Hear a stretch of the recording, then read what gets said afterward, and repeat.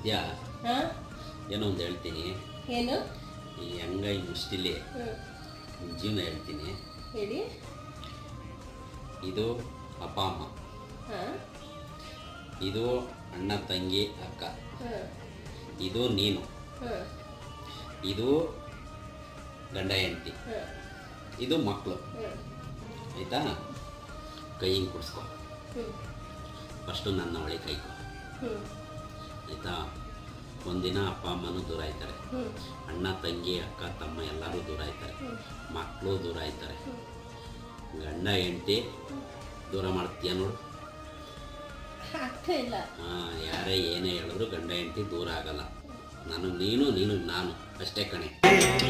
ಗಂಡ ಹೆಂಡತಿ ನಂಟು ಬ್ರಹ್ಮ ಹಾಕಿದ ಗಂಟು, ಹುಟ್ಟು ಸಾವಿನ ನಂಟು ಹೃದಯ